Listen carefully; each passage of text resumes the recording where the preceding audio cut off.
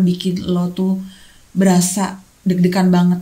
Sumpah adrenalin lo tuh terpacu banget. Cuma di film ini ada wanita yang berani sendirian di rumah duka ya, bersama mayat. Yang ternyata mayat itu adalah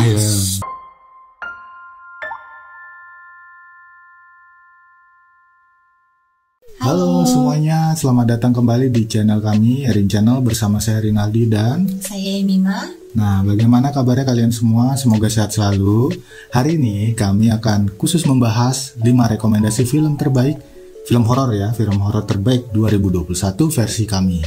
Nah, bagi kalian yang baru mampir atau baru melihat channel kami, suka dengan konten dan video kami, silakan klik tombol like dan juga di subscribe. Oke, sebelum kita bahas filmnya, aku mau kasih tau dulu sama kalian kalau nonton film horor itu ternyata ada manfaatnya buat kesehatan. Oke, ada manfaatnya buat kesehatan loh. Benar sekali. Yang pertama itu, nonton film horor bisa ngurangin stres. Mengurangi stres? Iya, karena waktu kita nonton film horor, kita tuh sedang melampiaskan stres juga. Ini menurut penelitian loh, bukan menurut saya. Saya cuma nyontek aja. Nah, yang kedua itu bisa membakar kalori. Yang dibakarnya itu gak cuma 10 atau 20 aja, tapi sampai 100 kalori selama 90 menit nonton film horor. Sama aja kayak kalian tuh lagi jalan kaki selama 30 menit. Wow, hanya menonton film horor. Yang ketiga itu bisa meningkatkan fungsi otak. Wow. Menurut penelitian, ternyata adegan-adegan serem di dalam film horor itu bisa meningkatkan adrenalin, melepaskan neurotransmitter di otak. Bahasanya susah ya. Itu? Nanti Google sendiri. Dan juga kadang-kadang kan waktu kita nonton film, penonton tuh suka kan kayak menganalisis jalan ceritanya, siapa di balik dalam film horor ini. Nah, itu kan membantu juga meningkatkan fungsi otak. Ya, berarti fungsi otaknya selalu berpikir ya ke arah film itu lagi ngapain, nanti ke depannya mau gimana ya. Iya. Yang keempat, Kak, bisa meningkatkan imun. Wow. Meningkatkan imun. Ya, jadi salah satunya karena waktu kita nonton film horor itu, waktu jantung ngomong-ngomong jujuk gitu, itu kita ada peningkatan leukosit. Leukosit? Itu sel darah putih yang juga melindungi tubuh. Iya sih. Nah, jadi menonton film horor ini ternyata meningkatkan sistem kekebalan tubuh dalam jangka pendek. Dalam jangka pendek ya. Jadi lumayan juga ya buat ningkatin. Lumayan lah, nonton film horor dapat meningkatkan imun. Wow, mantap. Yang kelima. Yang kelima, mengurangi rasa takut dan kecemasan. Mengurangi rasa takut dan kecemasan. Saya baru tahu ya.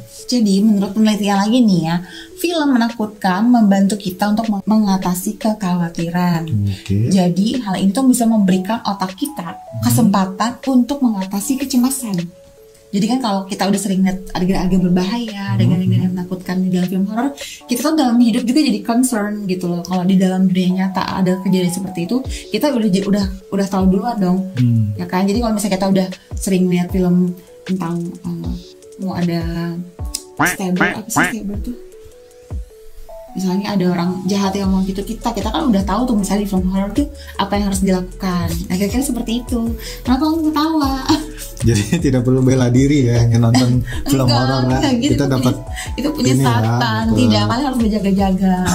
Ya, tapi bagaimanapun ya, bermanfaatnya nonton film horor, kalau terlalu berlebihan juga ada dampaknya bahaya dong. Ya, jadi tidak boleh berlebihan. Oke, itu semua tadi 5 manfaat nonton film horor. Nanti aku akan kasih tahu ya di mana kalian bisa baca keterangan lengkapnya di dalam deskripsi. Baiklah, kita langsung aja masuk ke pembahasan 5 rekomendasi film horor terbaik dari kami. Buat yang udah nonton film pertamanya, kalian tentunya tahu bahwa sang ayah, yaitu Lee Abbott, diceritakan tewas. Sementara di film yang kedua ini, menceritakan keadaan Evelyn dan anak-anaknya setelah kejadian di film yang pertama. Mereka nggak bisa diam di rumah karena khawatir para monster akan datang menyerang kembali setelah mereka berhasil membunuh salah satu monster. Tanpa kehadiran sang kepala keluarga, Evelyn dan anak-anaknya melakukan penjelajahan hingga bertemu dengan manusia lain yang ternyata masih hidup. Mereka pun bersatu dan berusaha melawan para monster untuk bertahan hidup. Saya rekomendasikan banget untuk kalian tonton. Kenapa? Karena di part ini lebih seru, lebih menegangkan dari yang sebelumnya. Kalau untuk yang sekarang ini lebih banyak ke action dibandingkan yang dulu. Ceritanya juga lebih berkembang ya di sini. Jadi kan kalau yang dulu kan cuma berkisah bertahan hidup, dan mereka pas udah nemuin tempat, mereka itu kan juga sempat bertarung ya dengan monster ya untuk bertahan hidup juga di tempat yang mereka kira aman. Jadi ceritanya tuh nggak ngebosenin, ada sesuatu yang baru. Jadi wajib banget kamu tonton. Oke, yang berikutnya adalah Don't Breathe 2. Ini juga sequel ya, sama kayak tadi. Ini juga adalah film lanjutan dari film Don't Breathe yang sebelumnya, yang pertama. Ceritanya juga masih sama, mengisahkan seorang kakek bernama Norman yang dia tuh buta dan dia tuh sangat hafal banget gerak-gerik hanya dengan hembusan nafas. Don't Breathe 2 mengisahkan Norman, veteran perang yang telah bersembunyi selama beberapa tahun di sebuah tempat terpencil. Ia hidup sambil merawat gadis muda bernama Phoenix. Gadis ini adalah anak yatim piatu yang rumahnya habis terbakar beberapa tahun lalu dan keberadaan orang tuanya tidak diketahui. Norman menemukan Phoenix tidak sadarkan diri di reruntuhan rumahnya yang terbakar. Norman kemudian membawa Phoenix pulang untuk menggantikan putrinya yang sudah meninggal. Kemudian, kehidupan mereka mulai terganggu ketika sekelompok penjahat menculik gadis muda itu. Perkelahian terjadi antara Norman dan kelompok penculik. Namun, pemimpin kelompok tersebut memberitahu hal mengejutkan pada Norman. Gak cuman itu, penyebab kebakaran rumah Phoenix perlahan terungkap. Jadi di Don't Breathe kedua ini emang agak sedikit berbeda dengan yang pertama ya. Jadi yang pertama itu memang si kakeknya itu benar-benar tidak punya sisi manusiawi ya. Cuman lebih galak, galak banget dan kayak semua orang tuh bisa mati sama dia. Yang berikutnya ini juga seperti itu, cuman bedanya di sini tuh dia tuh nunjukin kalau dia tuh punya kasih sayang. Pertama yang kasih Phoenix-nya, yang kedua bahkan ke anjing musuhnya gitu. Jadi lebih nunjukin sisi humanisnya. Tapi tetap aja ini adegannya banyak yang sadis ya, maksudnya ada berdarah-darah gitu. Jadi tidak untuk dikonsumsi oleh anak-anak. Ya, betul sekali. Nah, film berikutnya adalah Malignant. Malignant merupakan film terbaru dari sutradara, penulis, sekaligus produser James Wan. Film itu mengisahkan kehidupan seorang perempuan bernama Madison yang mendapat penglihatan pembunuhan brutal. Madison memiliki masa muda sangat bermasalah sebelum diadopsi keluarga angkatnya. Ia juga tidak mengingat masa kecilnya hingga harus melihat rekaman-rekaman video dari orang tuanya. Madison menderita karena sering mendapatkan penglihatan mengenai pembunuhan brutal. Penderitaannya itu dirasa makin berat hingga membuatnya stres dan makin menjadi-jadi waktu dia tahu bahwa pembunuhan yang dilihatnya beneran terjadi di dunia nyata. Demi menghentikan pembunuhan itu, Madison harus kembali ke masa lalunya yang bermasalah. Seluruh teror tersebut diduga berkaitan dengan teman imajinasi di masa kecil Madison.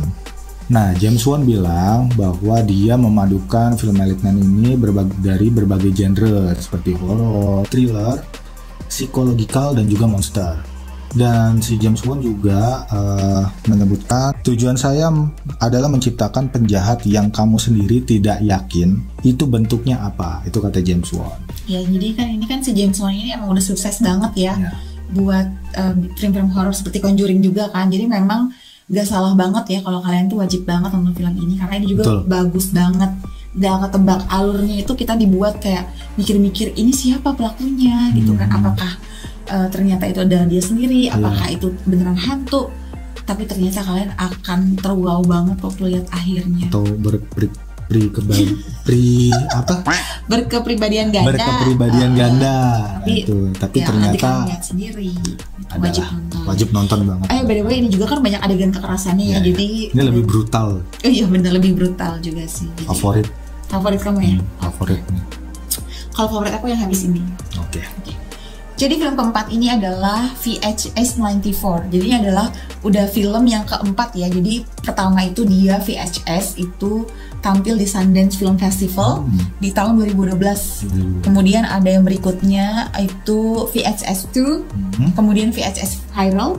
Nah ini yang keempat, VHS 94. Jadi ceritanya sama ya seperti yang sebelum-sebelumnya itu, kalau kalian belum tahu. Jadi film ini ditampilkan dalam bentuk found footage. Found footage itu jadi kayak misalnya kita ngelihat filmnya itu dari rekaman video amatir. Bisa dari video, bisa dari CCTV. Jadi kalau kalian pernah nonton film Indonesia yang Keramat tuh, kira-kira seperti itu. Film ini juga terdapat 5 kisah yang berbeda-beda tapi temanya sih sama. Dan juga sutradaranya itu ada 5 orang karena kan ada 5 cerita yang berbeda. Salah satunya itu adalah orang Indonesia Timo Cahyanto. Jadi ada sekelompok polisi khusus menemukan rekaman VHS yang misterius.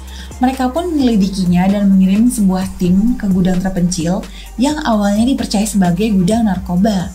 Namun mereka malah menemukan hal yang sangat mengerikan di sana. Gudang tersebut jadi sarang kultus yang sangat jahat. Mereka menemukan banyak mayat dan tubuh yang dimutilasi di sana. Jadi itu aku cuma bacain sinopsis dari satu segmen doang.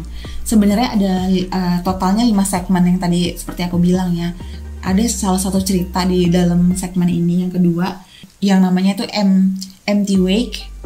Segmen ini bercerita tentang seorang petugas di rumah pemakaman yang ditinggal sendirian dengan sebuah peti mati semalaman di sebuah ruangan kosong. Lu bayangin kalau prajurit malam. Itu sih favoritnya aku karena itu walaupun sangat simple tapi itu benar-benar bikin lo tuh berasa deg-degan banget. Sumpah adrenalin lo tuh terpacu banget. Cuma di film ini ada wanita yang berani sendirian di rumah duka bersama mayat. Yang ternyata mayat itu adalah nontonnya sendiri ya. Nah yang segmen berikutnya ini yang buatan oleh Mas Timo Cahyanto tadi, ceritanya itu tentang cyborg ya, jadi perpaduan manusia dan robot. Dan gak cuman bagus dari kualitas gambarnya doang, tapi juga dari adegan-adegannya yang membuat kita berdebar-debar. Aku gak bisa spoiler, tapi ini benar-benar bagus untuk kalian yang suka banyak adegan-adegan lumayan sadis. Ini tuh yang paling sadis menurut aku di antara 5 segmen yang lainnya. Nah, film yang terakhir ini adalah film The Medium yang sebelumnya sudah kita buat konten juga untuk reviewnya. Dan film ini dibuat oleh 2 sutradara yang mantap banget, yaitu Banjong Pisantanakun, yaitu pembuat film Shutter dan juga Nah Hong Jin yang membuat film The Wailing.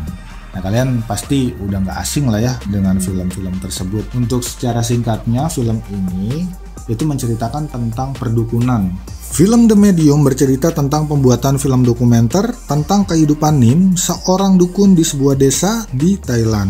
Nenek moyang Nim adalah pewaris ilmu mistis dari Dewa Bayan, salah satu dewa keramat yang melegenda di Thailand. Suatu hari, Nim datang ke acara pemakaman suami dari kakaknya yaitu Noi. Dia melihat tingkah aneh dan tidak beres dari keponakannya yang bernama Ming. Nim dan Noi meyakini Ming dirasuki dan dikendalikan oleh sesuatu yang berbahaya. Dengan ditemani beberapa kameramen, Nim mencari tahu apa yang sebenarnya terjadi pada keluarganya.